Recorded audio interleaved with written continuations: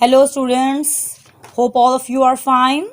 This is your history lesson. Today we are going to read chapter 1, Britain Rules India, the Jewel in the Crown, from Understanding History for class 8. So we start our lesson. This is page number 3 from your book. The English arrive in India. The English came to India as traders. Their efforts to get a share of the Spice Island trade resulted in failure as the Dutch defeated them and took control of the spice trade.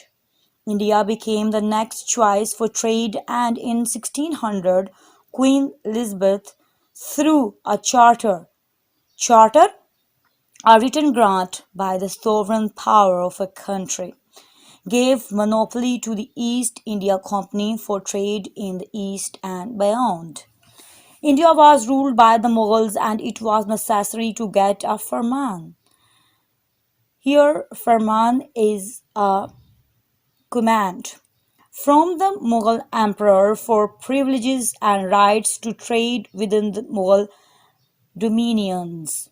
Dominion is sovereignty or control. For this purpose, the first Englishman, Captain William Hawkins, travelled from Surat to Agra and presented himself at the court of the Mughal Emperor Jahangir. Despite carrying gifts for the great Mughal, Captain Hawkins was not successful in receiving a firman from the emperor for trading rights, which were granted temporarily in 1612. During the reign of King James I, Sir Thomas Roy was sent as an official ambassador to the Mughal court to get trading rights. The visit was not successful, but in 1618 a firman was issued by Prince Khurram, later Shah Jahan, allowing limited trade, and the English continued to expand their activities and started to set up factories at Surat, Madras, and Bombay. During Aurangzeb's rule, they challenged Mughal authority and were chastised to punish someone, especially by hitting them, for exceeding their trade limits. In 1690, the English merchants were pardoned by Aurangzeb and allowed to resume trade by paying a huge sum of money as a fine to the Mughal court. It was in 1716, during the reign of Mughal Emperor Farrukh Farrukhsiyar, that the firman was restored to the British East India Company. In times to come, the firman would provide a legal basis for British interference in Indian affairs. Rivalry between the English, French, Dutch, and Portuguese. The English traders had to face opposition from other European nations such as the French and the Dutch. Both these nations had also set up East India companies for trade with India. The rivalry became a cause for arming themselves against each other. Trading stations such as Surat, Madras, and Bombay were fortified, and local sepoy trained as a defensive measure. Sepoy, an Indian soldier serving under British or other European orders. The Anglo-French rivalry made use of the independent Nawabs in the Deccan by playing off one ruler against another. In this way, by 1756, both the English and the French companies had become richer and more influential by acquiring money and territory because they were paid by the Nawabs for using their troops. From traders to rulers, the English continued to take advantage of the disintegrating Mughal Empire to bring more and more territory under their control. in continuance of their policy to put puppet rulers on the thrones of rival states. Lord Wellesley, 1798 to 1805, came up with the policy of subsidiary alliances to bring the states under British control.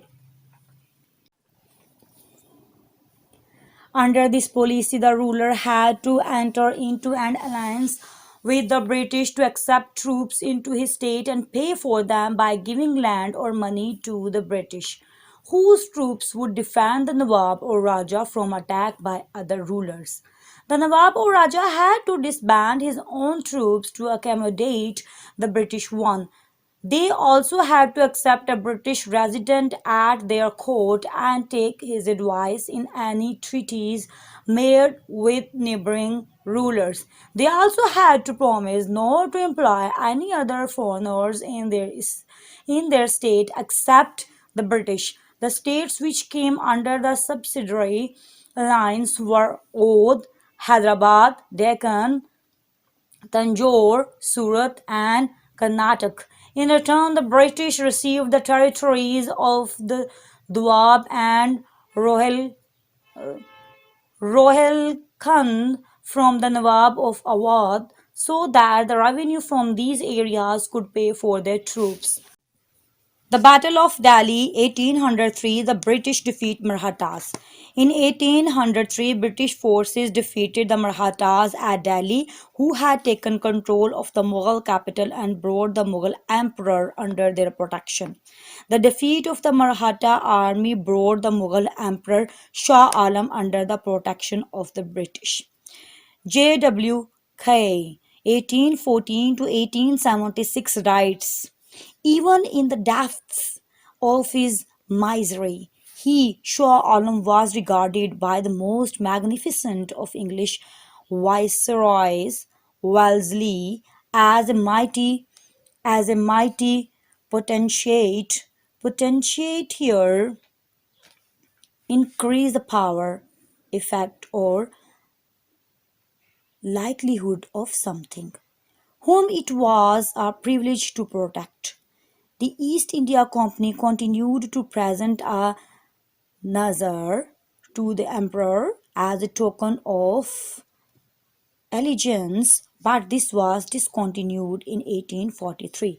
Allegiance is loyalty or commitment to a superior or to a group or cause. However, changes came with subsequent governor generals. Hastings, 1812 to 1823, added to the territories under British control. Banting, 1828 to 1835, imposed some good social reforms and some with the intent of bringing to India the progress in Europe following the Industrial Revolution. Titles and pensions of the Mughal emperor and the Maratha Peshwa were reduced or stopped by the Governor General.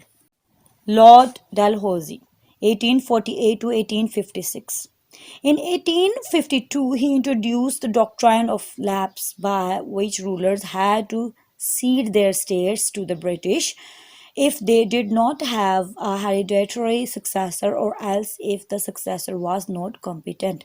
Here cede mean hand over, to hand over something. By 1856, most of India was under the direct rule of the East India Company and the indirect rule of the British Crown. For 100 years, 1757 to 1857, India was ruled by the East India Company, with the English Parliament regulating its affairs.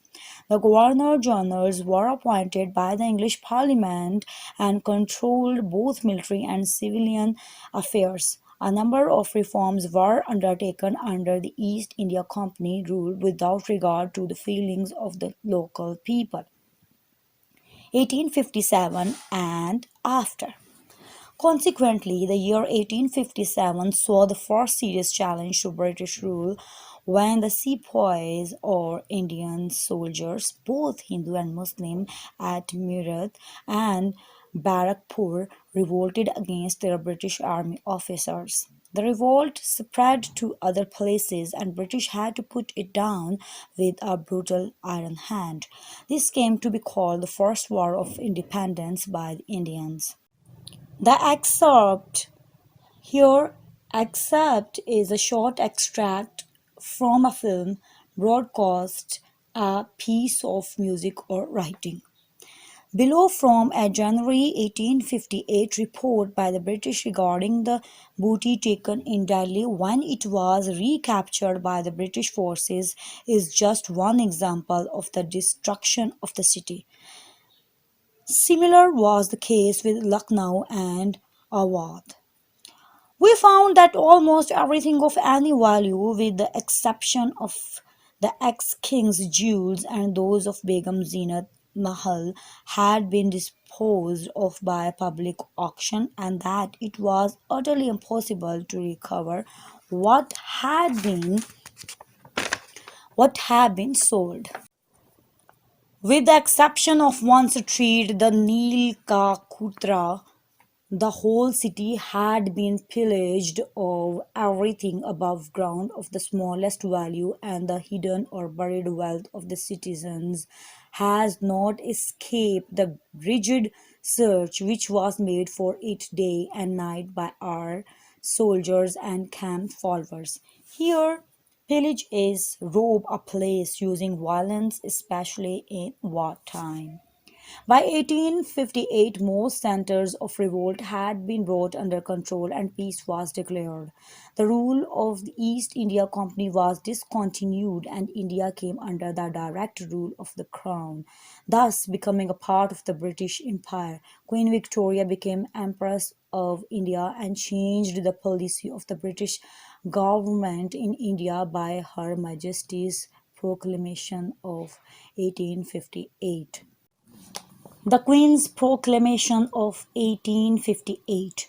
The Queen's Proclamation Act of 1858 brought India under the direct rule of the British Crown.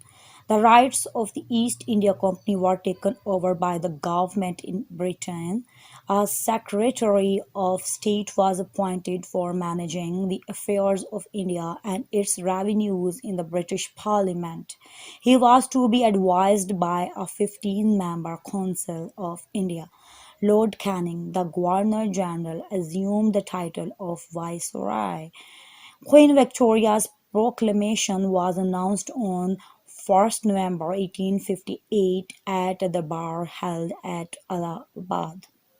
We announced to the native princes of India that all territories and engagements made with them by or under the East India Company are by us accepted and will be scrupulously maintained.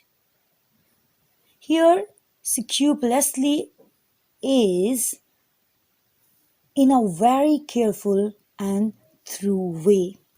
We desire no extension of our present territorial possessions. We shall respect the rights, dignity, and honor of our native princes as our own. Firmly relying ourselves on the truth of Christianity, we disclaim alike the right and desire to impose our convictions on any of our subjects. We declare it to be our rule, will, and pleasure that none be in any ways favored, molested, or disqualified by reason of their religious faith and observances, but that all alike shall enjoy the equal and impartial protection of the law, and we do enjoin all those who may be in authority under us that they abstain from all interferences with the religious belief or worship of any of our subjects on pain of our highest displeasure. It is our further will that our subjects of whatever race or creed be freely and impartially admitted to offices in our service, the duties of which they may be qualified by their education, ability, and integrity duly to discharge. It is our will to respect and pay due regard to the ancient rights, usages, and customs of India. We desire to stimulate the peaceful industry and to promote works of public utility and improvement. In their prosperity will be our strength, in their contentment our security, and in their gratitude our best reward. Under this proclamation, the doctrine of lapse was abolished. Missionaries were instructed not to force conversions, and the machinery run vernacular. Your vernacular is the language or dialect spoken by the ordinary people in a particular country or region. And their grants in aid reduced, but the emphasis on English education and language continued. Nearly 560 princely states would come under the crown and remain loyal to the British government. As with the settlement of the zamindars of Bengal, talukdars were also given land rights and together were the princes formed a loyal backbone of the British Indian Empire. The zamindars and talukdars were also given magistral powers to keep law and order in their areas. However, reforms in the army were carried out of the lessons of the War of 1857. The ratio of British regiments to Indian regiments was taken into account. All the art, all the artillery and other equipment were directly handled by British officers and soldiers. Here artillery is very large guns that are moved on wheels or metal tracks. Six Gurkhas or Pathans were recruited as their loyalty had been tested in the 1857 war, while Bengalis, Biharis, and Marathas were excluded from military service under the British. The proclamation's declaration of the British Indian government policy remained the base of the administration by the British Crown up to 1917. In response to Queen Victoria's proclamation, Hazrat Mahal of Awadh declared, in the proclamation, it is written that all contracts and agreements entered into by the company will be accepted by the Queen. Let the people carefully observe this artifice. Here, artifice is clever or cunning devices that are used to trick or deceive others. The company has seized on the whole of Hindustan, and if this agreement be accepted, what is there new in it? Their breach of faith with Sultan Tipu is well known. Under pretense of administering the country of the chief of Gwalior, they introduced English customs. They have left no names or traces of the chiefs of Bihar, Orissa, and Bengal. Our ancient possessions they took from us on pretense of distributing pay, and in the seventh article of the treaty they wrote on oath that they would take no more from us. If then the agreements made by the company are to be accepted, what is the difference between the former and the present state of things? Administration under the British. After 1858, India was divided into 11 provinces which were directly under British rule, with 560 princely states whose Rajas, Maharajas, and Nawabs followed the policies of the British Crown. The British followed the administration of the Mughals with centralization at the core and responsible provincial government. The provinces were divided into many districts with further subdivision into thanas and tehsils. A number of districts were grouped under a division which was administered by a commissioner. The whole structure was ably managed by civil service officers who were selected through a civil service examination instituted in 1853.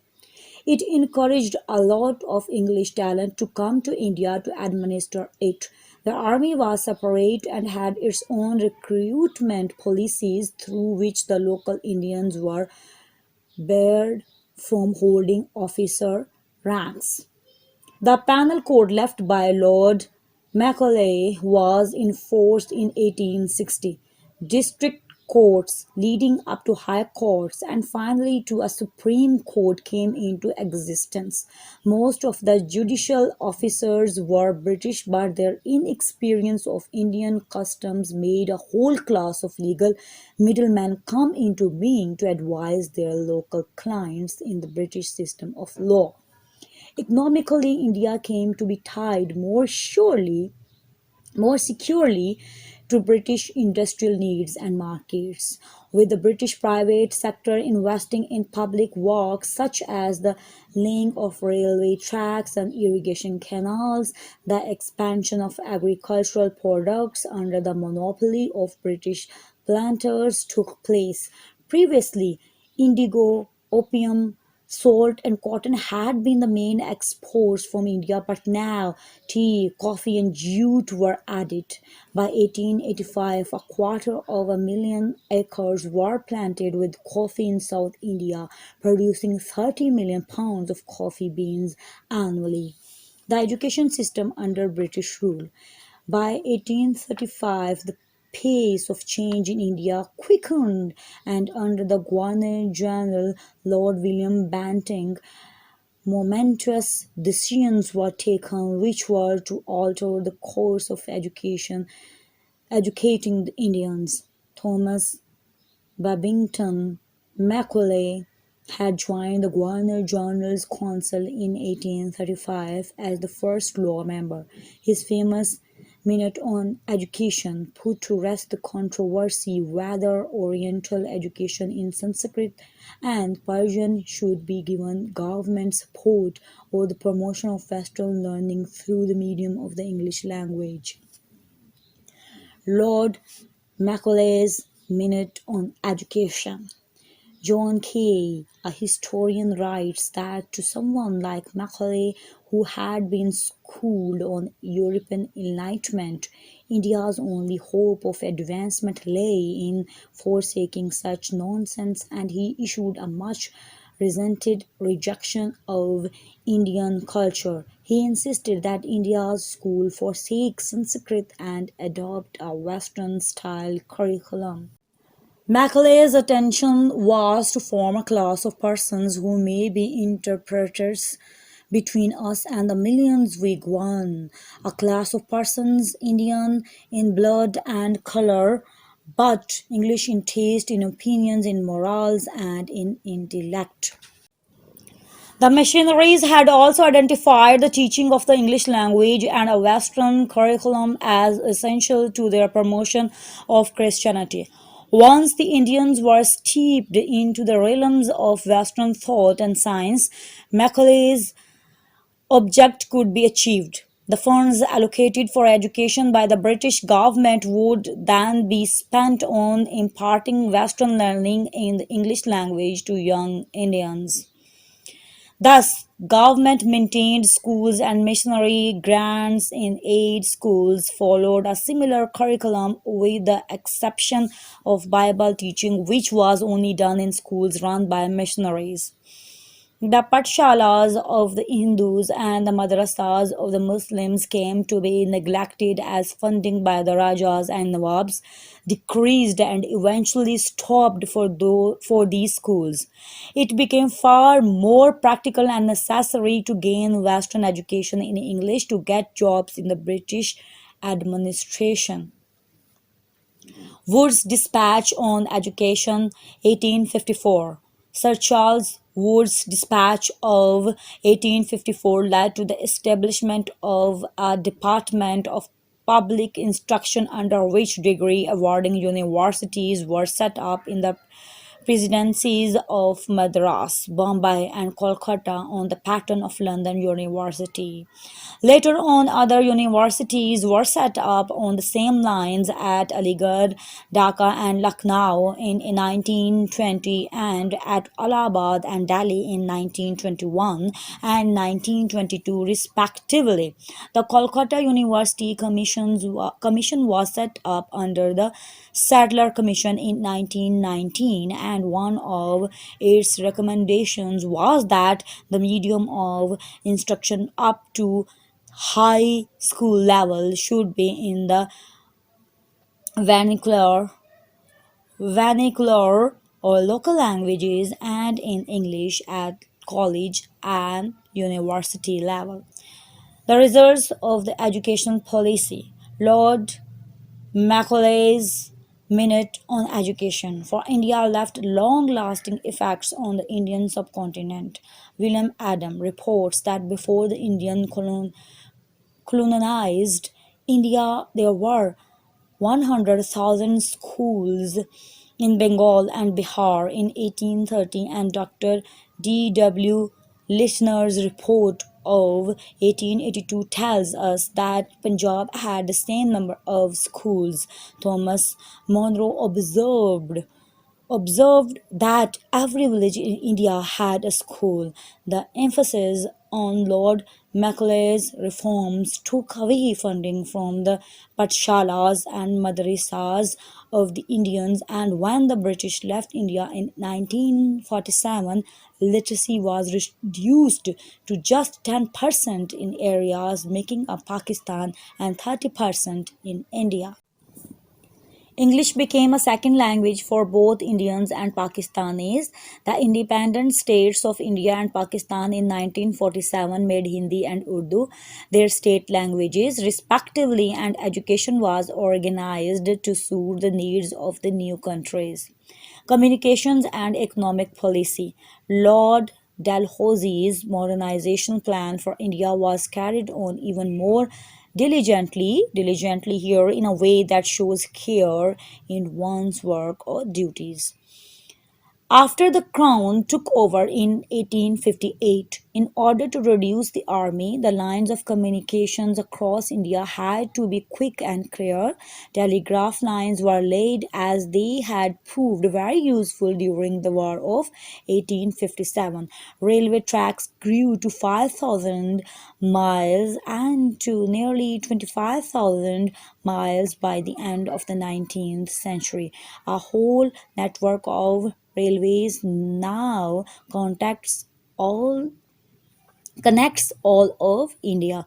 The Grand Trunk Road was extended up to Peshawar and surfaced with metal. All the raw materials, locomotives, railroad equipment, and cars were directly imported from Britain. Britain was assured of a steady market for its manufactured goods in India. Agricultural production was boosted by the construction of irrigation canals in the United Provinces, Punjab and Sindh. There was a marked change in the lifestyles of the rulers and the ruled. Relations between British and Indians after 1857. Despite the advances in the field of commerce, trade, and education, relations after the War of 1857 between the Indians and their British rulers remained one of distrust.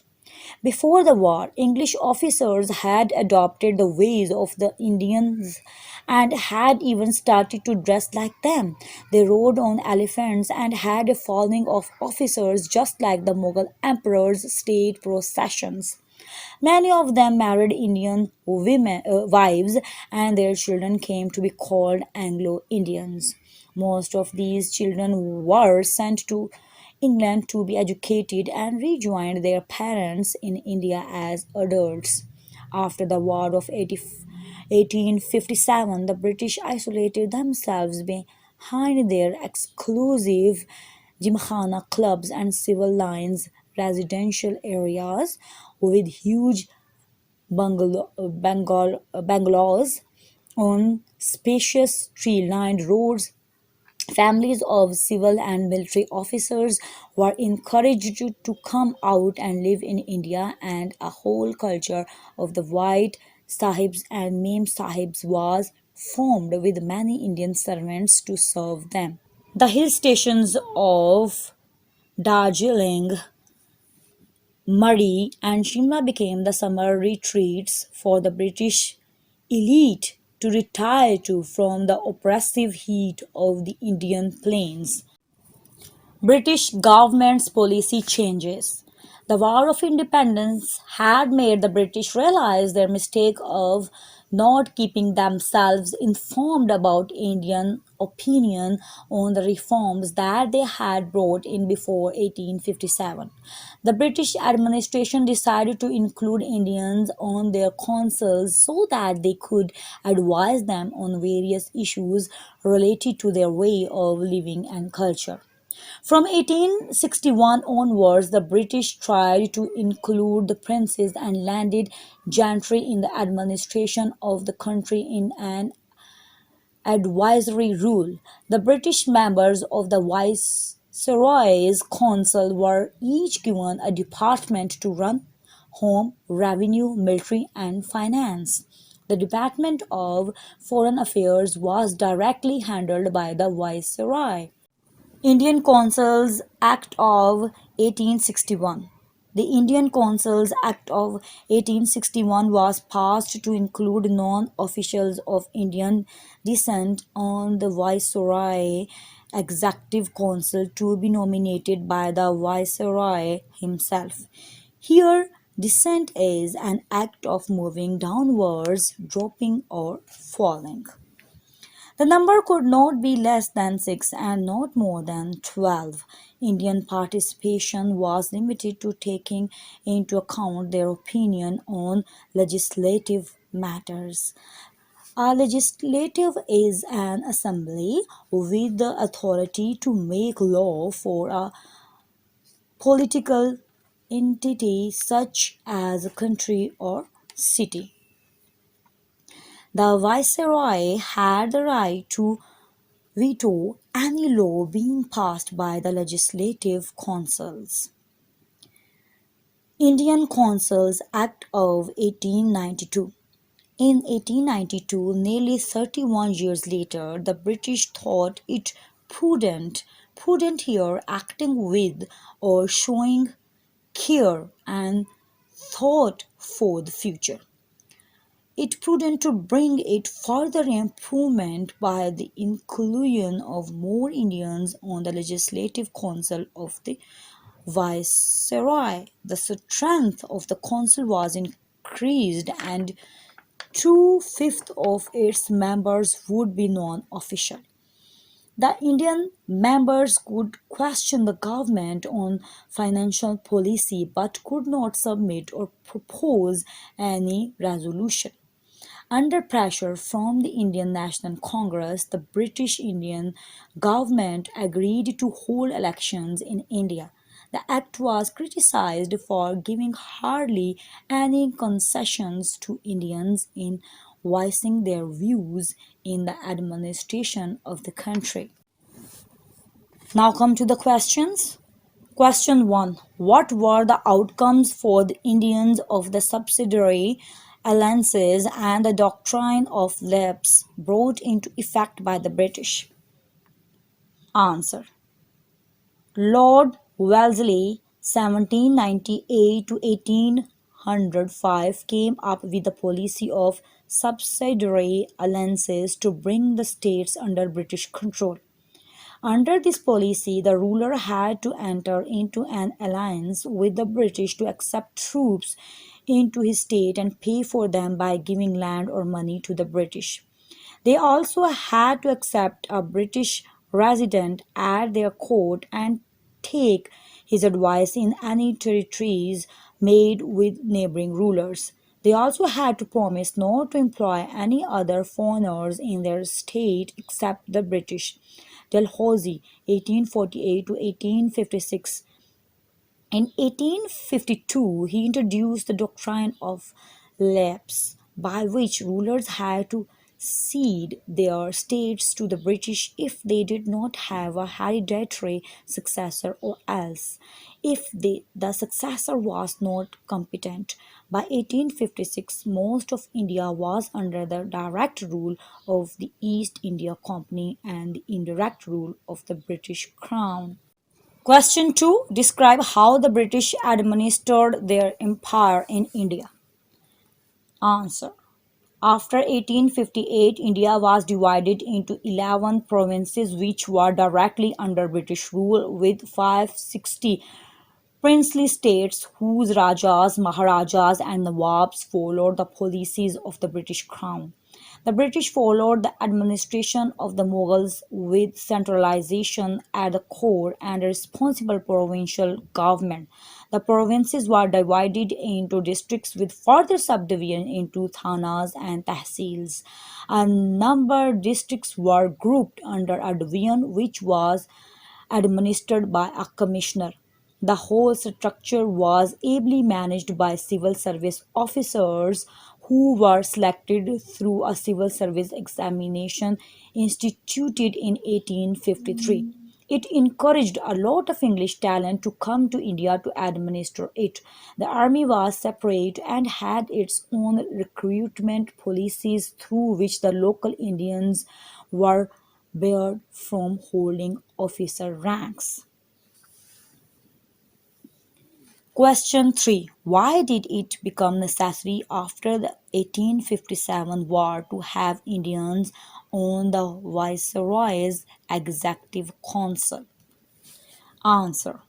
The penal code left by Lord Macaulay was enforced in 1860. District courts leading up to high courts and finally to a Supreme Court came into existence. Most of the judicial officers were British, but their inexperience of Indian customs made a whole class of legal middlemen come into being to advise their local clients in the British system of law. Economically, India came to be tied more securely to British industrial needs and markets. Question 4. What were the reforms put into place by Banting and what was their result? Answer. Lord William Banting was a British soldier and statesman. He served as Governor General of India from 1828 to 1835. He has been credited for significant social, administration, judicial, financial, and educational reforms in India. His tenure is known for the social reforms such as abolition of sati in 1829, suppression of thuggee, and suppression of infanticide, etc. Bantik left India in 1835 AD. He holds the highest rank among all the governor generals in India due to his various reforms. His 7 years rule came to be known as an age of reforms. Question 5. Who benefited from the network of roads and railways and other modernization during British rule? Answer. Lord Dalhousie's modernization plan for India was carried on even more diligently after the Crown took over in 1858. For the convenience of administration and swift movement of the army, the British built network of roads and railways. A whole network of railways now connects all of India. The Grand Trunk Road was extended up to Peshawar and surfaced with metal. People from different parts of India came in contact with each other. There was an increase in communication and the feeling of nationalism grew up. British made these facilities for their own interest, but it benefited the Indians as well. Question 6. What changes took place in the lifestyle of the British rulers before and after the War of 1857? Answer. Before the war, English officers had adopted the ways of the Indians and had even started to dress like them. They rode on elephants and had following officers just like the Mughal emperor's state processions. Many of them married Indian wives and their children came to be called Anglo Indians. After the War of 1857, the British isolated themselves behind their exclusive gymkhana clubs and civil lines residential areas. Families of civil and military officers were encouraged to come out and live in India, and a whole culture of the White Sahibs and Mem Sahibs was formed with many Indian servants to serve them. The hill stations of Darjeeling, Murray, and Shimla became the summer retreats for the British elia- um, elite to retire to from the oppressive heat of the Indian plains. Question 7. Explain the education policy of the British in India as conceived by Lord Macaulay. Answer. Lord Macaulay's intention was to form a class of persons who may be interprets between us and the millions we govern. A class of persons, Indian in blonde color but English in taste, in opinions, in morals, and in intellect. The missionaries had also identified the teaching of the English language and a Western curriculum as essential to their promotion of Christianity. The funds allocated for education by the British government would then be spent on imparting Western learning in the English language to young Indians. Thus, government maintained schools and missionary grants in aid schools followed a similar curriculum with the exception of Bible teaching, which was only done in schools run by missionaries. It became far more practical and necessary to gain Western education in English to get jobs in the British administration. Question 8. What were the economic implications of British rule in India? Answer. The economic policies followed by the British led to the rapid transformation of India's economy into a colonial economy whose nature and structure were determined by the needs of the British. All the raw materials, locomotives, railroad equipment, and cars were directly imported from Britain. Britain was assured of a steady market for its manufactured goods in India. Agricultural production was boosted by the construction of irrigation canals in the United Provinces, Punjab and Sindh. There was a marked change in the lifestyles of the rulers and the ruled. The greatest impact of British policies was the drain of wealth from India. Question 9. Explain the purpose of the Indian Consuls Act of 1861 and 1892. How were these put into effect? Answer. The British administration decided to include Indians on their consuls so that they could advise them on various issues related to their way of living and culture.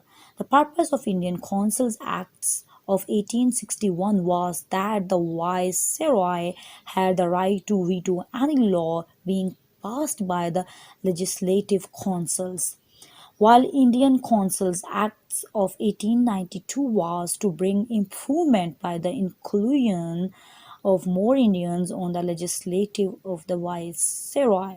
The strength of the council was increased and two-fifths of its members would be non-official.